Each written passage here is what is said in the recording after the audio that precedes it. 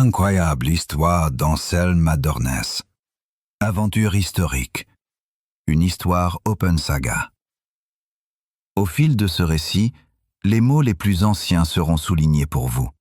Leur sens vous attend sur open-saga.com avec toutes nos histoires. Bonne écoute à vous, chers voyageurs du temps. Chapitre 2. À 22 ans, il défie le fils du duc. La réponse vient 10 ans après le chariot. Sur la grande place de Bruges, une hampe se brise contre un aume au cimier d'or. Le bois éclate. La foule lève la tête. Sur le aume est peint l'écu de Corneille, bâtard de Bourgogne. Quelques mois plus tôt, dans la même saison, les juges de la lice ont posé sur les épaules d'un garçon de 22 ans la chaîne du forestier de l'ours blanc. Il s'appelle Anselme Adornes. Mais avant la chaîne, il y avait eu une rentrée silencieuse dans Bruges. L'ordre ducal rétabli, les amendes payées, son père, Peter II, avait repris sa place au conseil et la maison de la Pépé Strahout, à côté de la chapelle posée pierre à pierre en 1429, avait retrouvé ses domestiques et ses livres. Sur la table du père, Cicéron côtoyait les comptes de Lala. Le minéral blanc qui fixait la teinture des draps tenait la fortune des Adornes. Anselme avait grandi entre ces deux objets, un manuscrit latin qu'on lui faisait copier mot à mot et un cheval qu'on lui faisait monter en armure plus lourde chaque hiver. On l'envoyait au manège dès l'aube et au pupitre dès vêpres. Le père tenait aux deux. Il avait perdu Bruges une fois. Il ne voulait pas que son fils reprît la ville par un seul flanc.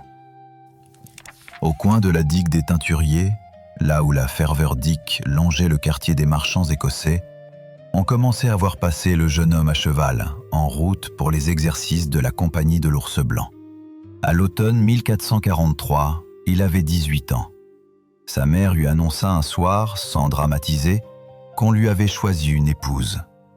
Elle s'appelait Marguerite van de Bang. Elle en avait 16. Elle était orpheline d'Olivier van de Bang, patricien comme son père, et tenait par sa mère au Benst et au Zoutanouf, deux maisons qui fournissaient des chevaliers depuis 3 générations. Anselme la rencontra peu avant la cérémonie. Marguerite ne pleura pas, ne baissa pas les yeux non plus. Devant l'écusson au-dessus de la cheminée, elle demanda calme: Paratutum. C'est votre devise? Anselme répondit: Sois prêt. Marguerite insista. Oh! Prête à quoi? Il ne sut quoi répondre. La question lui resta dans la gorge longtemps après la cérémonie et lui revenait parfois au moment de signer un acte ou de répondre au duc. Le 12 novembre 1443, à Bruges, devant les siens, Anselme prit la main de Marguerite. Le mariage scellait davantage que 2 noms. Il donnait à la branche flamande des Adornés un ancrage parmi les vieilles familles brugeoises. Le 16 août de l'année suivante, naquit un fils. On l'appela Yann. Pour parrain, dans la ville où sa famille avait failli ne plus jamais entrer, Anselme choisit un Doria de Gênes. Les charges arrivèrent presque en même temps que l'enfant. Dès 1444, son nom figurait sur la liste des conseillers. La même année, la Compagnie de l'Ours Blanc l'admit à concourir. Le Ridderlijk Gezelschap van de Witbier avait, à Bruges, le poids d'une cour en miniature. Tous les ans, sur la Grande Place, on dressait les barrières, on plantait les pieux, on suspendait les bannières des familles. Le patriciat brugeois y combattait, dans les règles, devant la noblesse de cour. Peter II Adornes y avait jouté avant lui. Anselme s'y présenta avec la lance courte des débutants et un cheval que son père avait fait venir de Tournai. Pour le premier prix, le corps de cuivre, il toucha juste, puis encore, puis encore. Le juge de la lice nota le pointage, croisa la liste des concurrents, porta le nom d'Adornes à la tribune. Jean Braider remporta la lance ce jour-là. Adam de Faveskerque l'ours en bois sculpté. À Anselme revint le corps. La duchesse de Bourgogne, en personne, le lui tendit. Le cuivre était froid. Le silence dura juste assez pour que tout Bruges entende l'écho du nom. Dans la rue, à sa sortie, la foule brugeoise lança « Adornès, l'Adornès a le corps !» 10 ans plus tôt, on avait crié ce nom autrement, en lui jetant des pierres. Il rentra rue de la Ferverdijk sans rien dire à Marguerite, qui le comprit sans rien demander. 3 ans passèrent, 3 autres tournois. Le corps restait au mur, à côté du portrait de son père.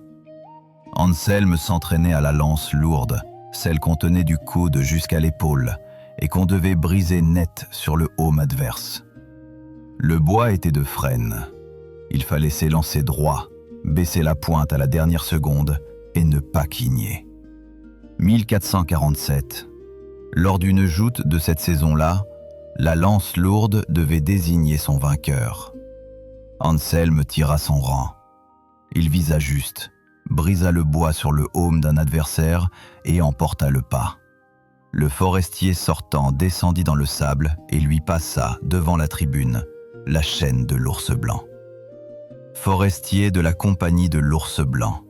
Le plus haut titre de la compagnie, président des tournois pour 1 an, garant de la primauté brugeoise dans la lice. Aucun Adornès ne l'avait jamais porté. Il sentit le poids du métal et derrière, le poids d'autre chose.